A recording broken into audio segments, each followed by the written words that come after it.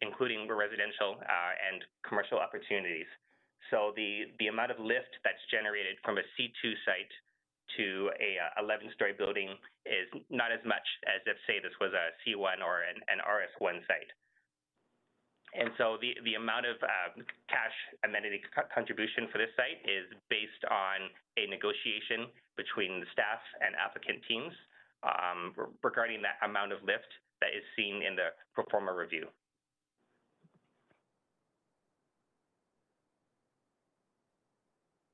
But it's still under $100 square foot. Okay, thank you.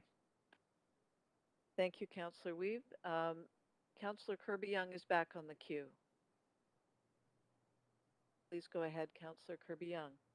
Yeah, thank you, Chair. I do have one follow-up question. Well, Council received one piece of correspondence from a nearby condo resident, I believe, behind the building that commented or seemed to be of the understanding that they would not receive sunlight in their unit until noon or midday due to the former massing of this building. Can you comment if that's accurate and with respect to shadowing on adjacent neighbors or developments? Thank you, Councillor. So there is some shadowing on adjacent sites that is anticipated by this development. Most of the shadowing would fall on commercial properties to the north or the lane during equinox and summer solstice. However, some shadows are expected in the morning on adjacent residential areas, both during equinox and summer solstice. Yeah, the shadowing would be limited to the mornings. So is that a fair statement then from the resident that there may be neighbors that don't get sunlight at all for half of the daytime hours?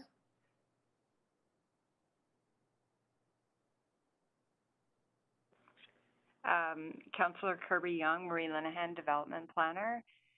The lots to the west across the lane from this development are the most significantly impacted. The shadowing shows shadowing between 10 and noon, and that would be for sites directly behind.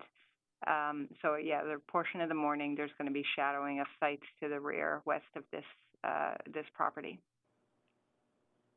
Okay, and can you comment in context as to, is it common for a recommendation to proceed with a project like that when it does have an impact on a neighbor in terms of a large part of daylight like that? Yes, so through the community planning process, when these sites were approved for height up to 12 stories, it was anticipated that there would be some impact due to the tower form, the mid-rise form. It's unavoidable to have some shadow impact in the morning.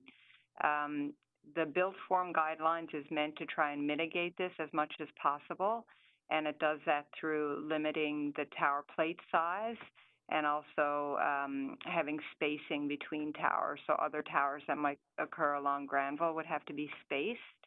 But yes, it was anticipated through the community planning process that there would be some morning shadow impact with the introduction of towers. Okay, I think that's Thank you. That's your time. All right. I don't see any other councillors on the queue. So we'll now hear from the public. It sounds like we're hearing from the public. If there are any speakers for this item who wish to speak to council, please call toll-free 1-833-353-8610, followed by participant code 61203 hashtag to get on the list before the close of the speakers list. The phone number will be tweeted out and made available on the live stream. Clerk, I believe there are speakers. We have speakers on the line to provide comments on this item. I guess I now need to go to the